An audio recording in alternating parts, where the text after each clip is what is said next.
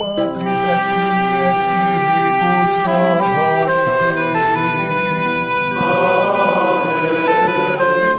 Dominus vobiscum.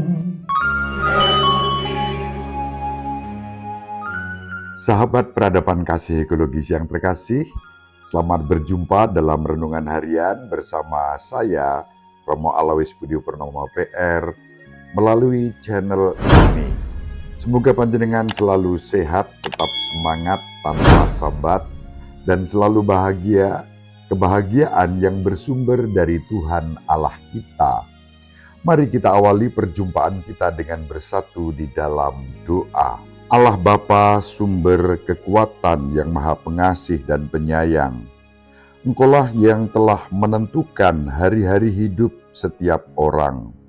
Mampukanlah kami untuk merayakan dan menguduskan hari kebangkitan putra-Mu dengan hati penuh kasih dan sukacita, agar kami siap menerimanya untuk melakukan yang terbaik di dalam hidup kami. Sebab Dialah Tuhan dan pengantara kami, yang hidup dan berkuasa bersama Diko dalam persatuan Roh Kudus, Allah yang Maha Esa, sepanjang segala masa. Amin. Sahabat peradaban kasih ekologis yang terkasih, kita akan membaca Injil Matius bab 13 ayat 54 sampai 58. Pada suatu hari Yesus kembali ke tempat asalnya. Di sana ia mengajar orang di rumah ibadat mereka. Orang-orang takjub dan berkata, "Dari mana diperolehnya hikmat ini? Bukankah dia itu anak tukang kayu? Bukankah ibunya bersama Maria? Bukankah ibunya bernama Maria? Dan saudara-saudaranya Yakobus, Yusuf, Simon, dan Yudas? Dari mana diperolehnya semua itu?" Lalu mereka kecewa dan menolak Dia. Maka Yesus berkata kepada mereka, "Seorang nabi dihormati di mana-mana, kecuali di tempat asalnya sendiri dan di rumahnya." Karena ketidakpercayaan mereka itu, maka Yesus tidak mengerjakan banyak mujizat di situ. Demikianlah sabda Tuhan. Terpujilah Kristus. Sahabat peradaban kasih ekologis yang terkasih, hari-hari ini kita sedang mengikuti satu berita sosial politik yang sedang viral, yakni adanya seseorang yang merupakan seorang akademisi, konon demikian, yang mengkritik Presiden Jokowi, tetapi kritikannya itu sangat ad hominem, bahkan dengan menyebut Presiden Jokowi dengan sebutan tertentu yang sebetulnya itu bukan suatu sebutan, tetapi bisa dipandang sebagai suatu umpatan, bahkan hujatan terhadap seorang pemimpin dan kepala negara. Maaf, saya tidak mengulangi 3 kata yang dipergunakan oleh orang ini, karena 3 kata itu sebetulnya sungguh-sungguh tidak benar dan tidak tepat kalau itu disebut sebagai suatu ungkapan kritis atau kritik terhadap kebijakan Presiden Jokowi. Mengulangi 3 kata itu saja dalam diri saya itu muncul suatu pergumulan etik, ya, pergumulan terkait dengan etika dan moral dan hati nurani. Bagaimana orang bisa dengan arogan bahkan menyebut 3 kata itu untuk Presiden Jokowi. Ini satu persoalan, ya, di dalam kehidupan sosial politik kita yang hari-hari ini sedang viral di medsos. Apa yang dilakukan oleh seorang Presiden Jokowi yang begitu dikagumi di banyak tempat dan negara lain, juga di masyarakat kita, tetapi untuk orang tertentu, terutama melalui orang ini yang berbicara dengan cara yang sangat sarkastik, tidak diterima. Sahabat peradaban kasih ekologis yang terkasih, peristiwa sosial politik ini kendati pun negatif, tetapi membantu saya dalam membaca dan memahami Injil pada hari ini. Yesus ditolak di tempat asalnya sendiri dan dikritik dengan kritikan-kritikan yang ad hominem, sampai menyebut nama ibunya, menyebut saudara-saudaranya, dan sebutan ini yang di kemudian hari juga di kalangan orang Kristen tertentu membuat mereka berkesimpulan bahwa Yesus punya saudara-saudara kandung.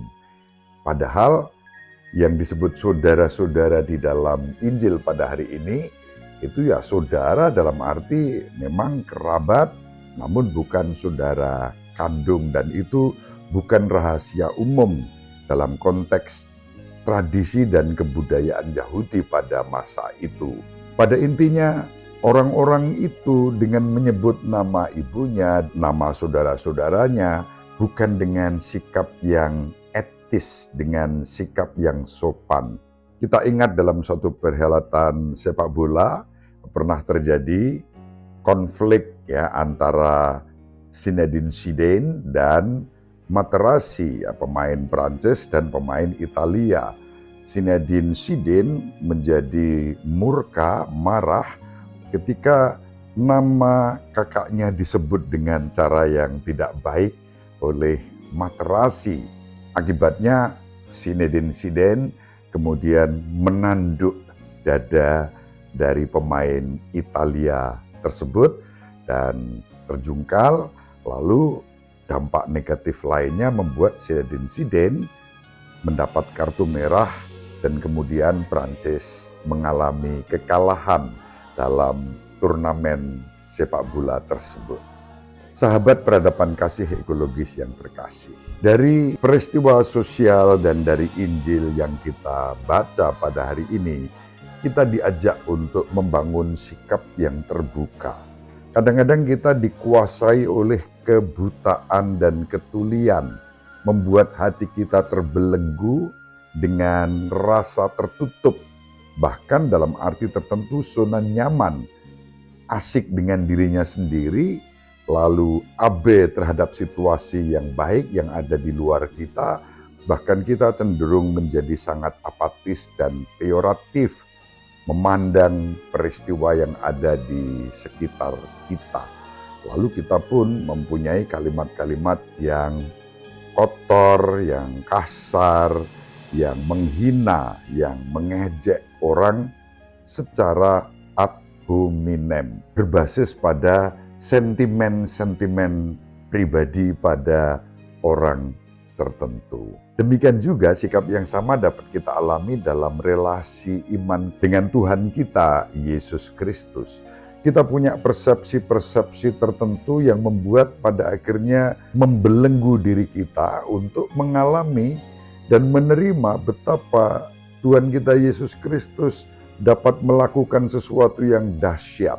Sama seperti orang-orang yang digambarkan dalam Injil pada hari ini, mungkin kadang-kadang kita merasa tahu dan merasa akrab dengan Yesus, tapi rasa sok tahu dan sok akrab itu lalu membuat mata kita tertutup, telinga kita tertutup untuk melihat dan mendengar apa yang baik yang dirancang oleh Yesus di dalam kehidupan kita.